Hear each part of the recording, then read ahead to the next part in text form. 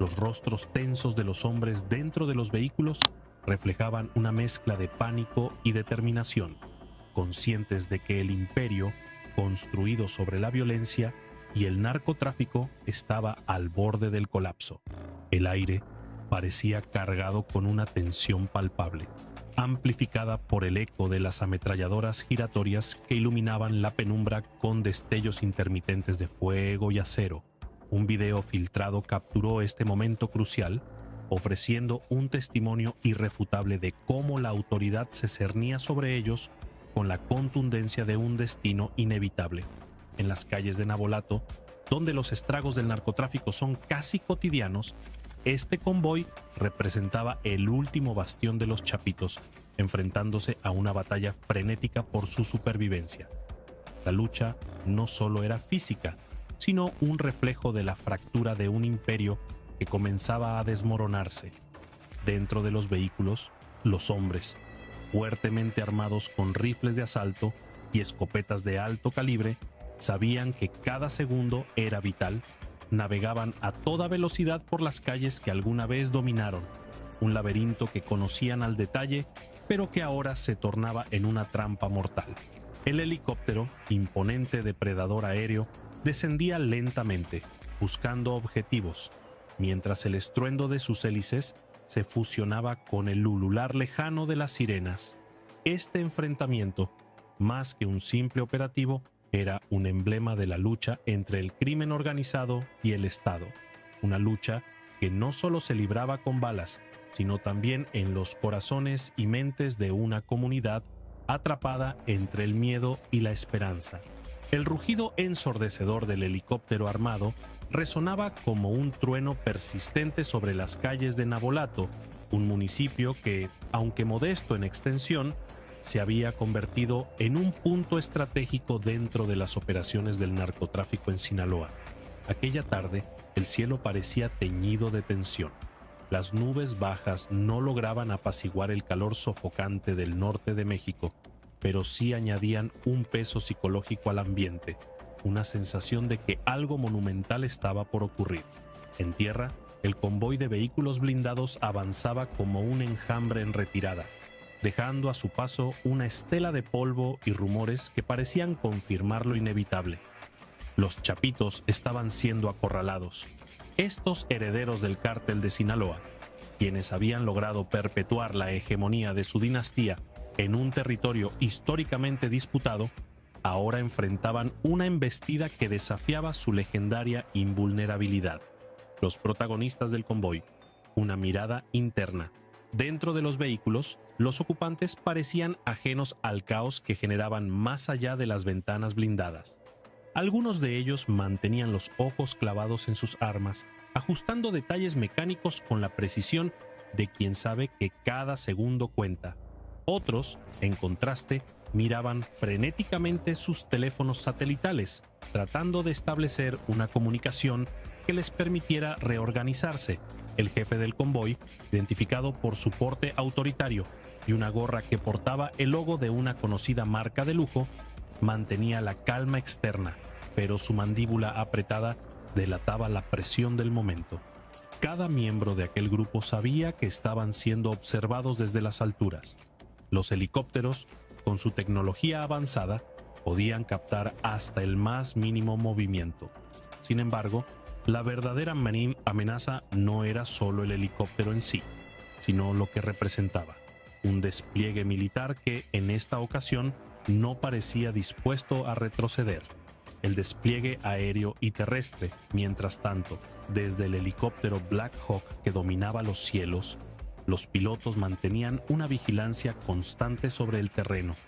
Sus cámaras de visión térmica, capaces de detectar el calor corporal y el movimiento a través de los espesos matorrales y las sombras urbanas, ofrecían imágenes que eran transmitidas en tiempo real a un comando central. En dicho comando, a kilómetros de distancia, oficiales uniformados analizaban las imágenes con una precisión quirúrgica, decidiendo en cuestión de segundos qué unidades terrestres debían movilizarse para cortar posibles rutas de escape. El convoy, por su parte, intentaba usar su conocimiento del terreno como ventaja. Los conductores giraban bruscamente en callejones y caminos de terracería, confiando en que la familiaridad con Navolato les permitiría despistar a sus perseguidores. Enfrentamiento final, la primera explosión rompió el frágil silencio que precedía al combate. El cártel, con su característico desprecio por la autoridad, lanzó una andanada de disparos que obligó a las tropas a tomar cobertura. Los campos de maíz y los arbustos sirvieron como escudos improvisados para ambas partes, mientras la adrenalina comenzaba a dictar el ritmo de la batalla. Las balas zumbaban por el aire como avispas furiosas, arrancando hojas y levantando nubes de polvo. Uno de los sicarios, conocido como El Tío, abrió fuego con una ametralladora M60 montada en la parte trasera de un camión blindado. Su objetivo era mantener a raya a los soldados lo suficiente para permitir que el resto del grupo encontrara un camino de escape. Sin embargo, las tropas del gobierno estaban preparadas. Usando granadas de humo para reducir la visibilidad de los atacantes, comenzaron a avanzar en un movimiento de pinza que buscaba cerrar cualquier posibilidad de huida. Desde el helicóptero, las comunicaciones comenzaron a volverse más urgentes. «Los tenemos cercados, que no se escapen», ordenó un comandante mientras los pilotos ajustaban su posición para apoyar a las tropas en tierra.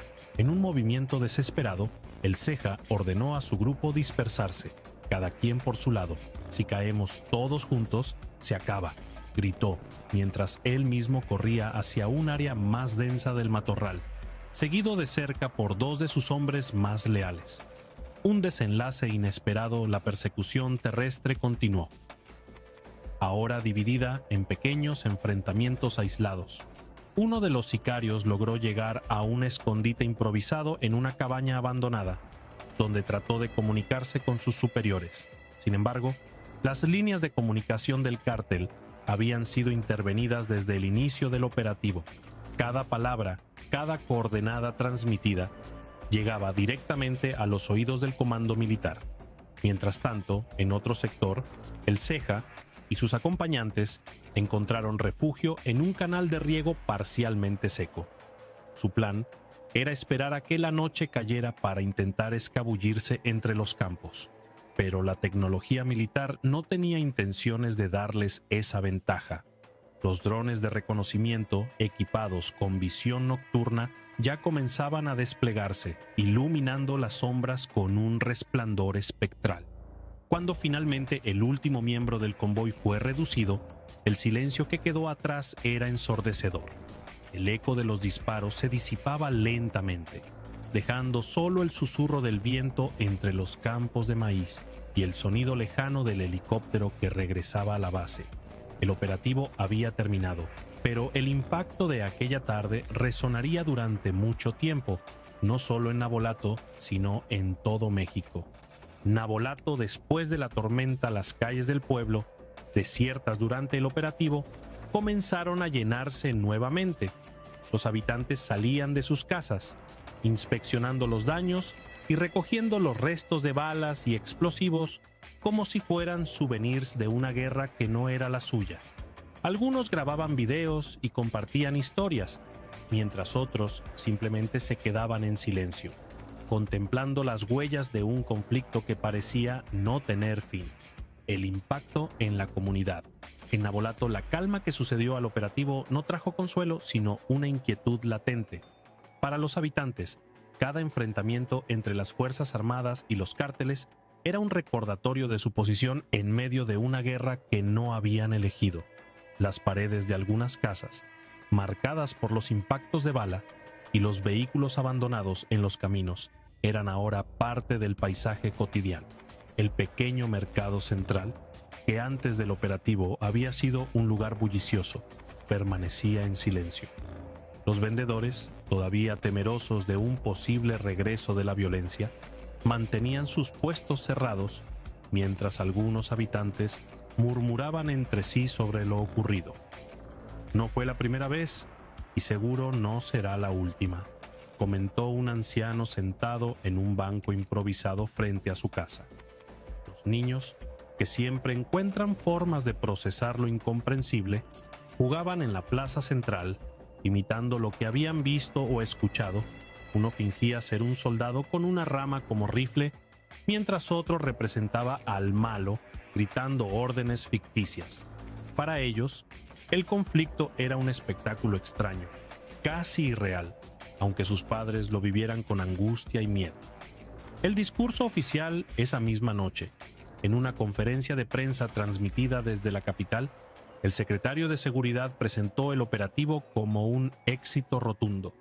Las autoridades detallaron la captura de varios miembros del cártel, incluyendo a algunos cabecillas menores, y la incautación de armas, vehículos y dinero en efectivo.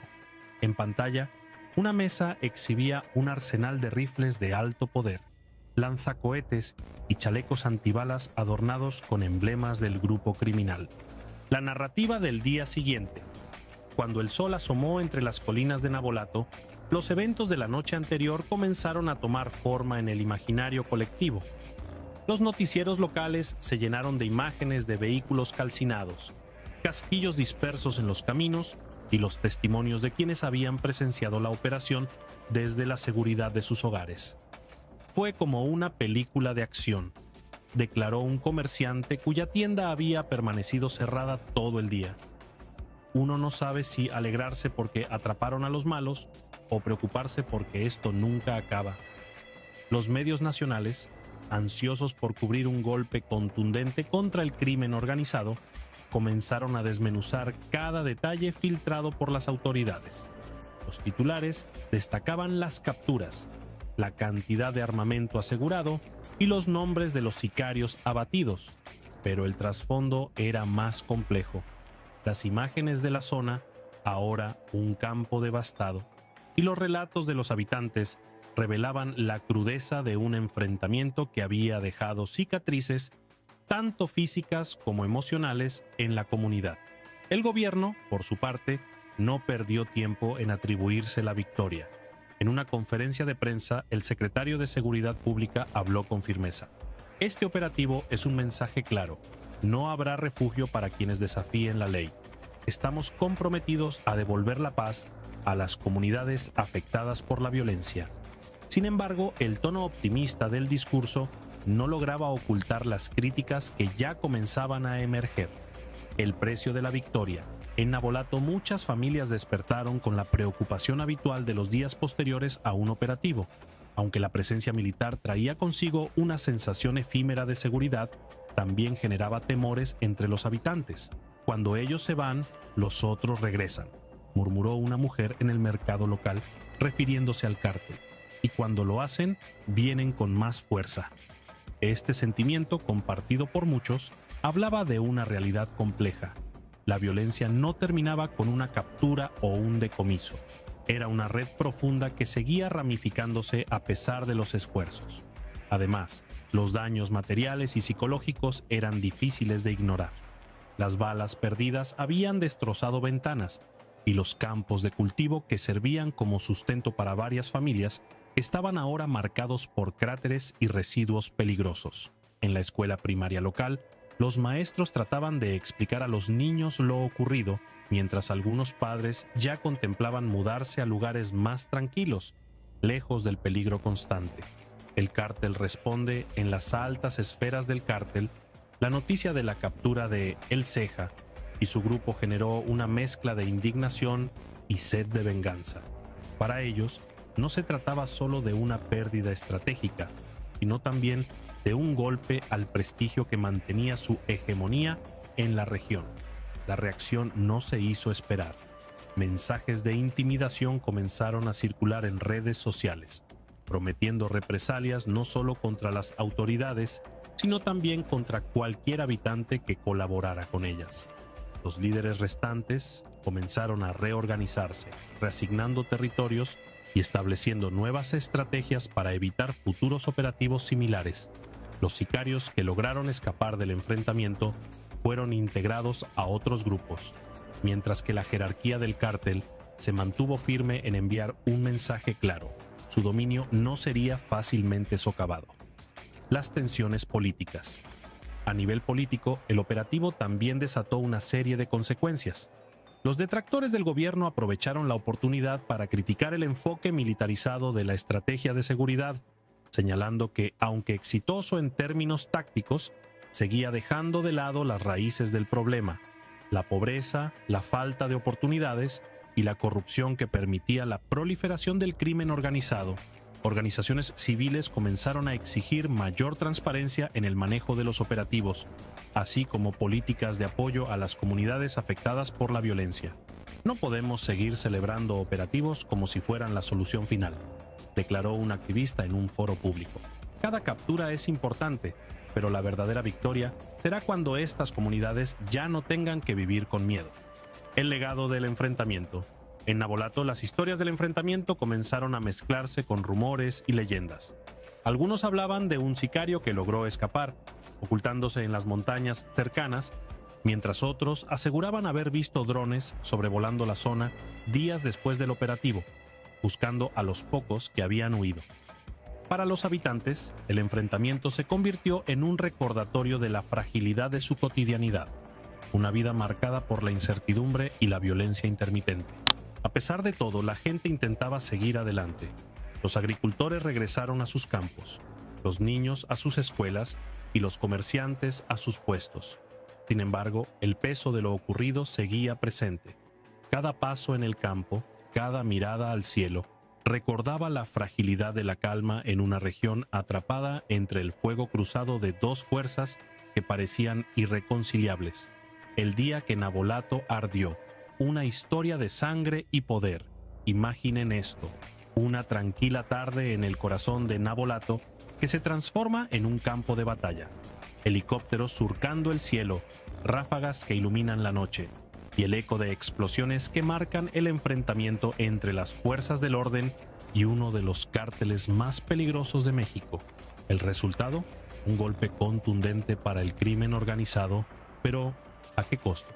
Hoy vamos a profundizar en lo que realmente pasó esa fatídica noche. Más allá de los titulares y de los discursos oficiales, nos adentraremos en las consecuencias que dejó este enfrentamiento para las autoridades, para el cártel y, sobre todo, para la gente común que vive atrapada en esta guerra que parece no tener fin. ¿Victoria o espejismo?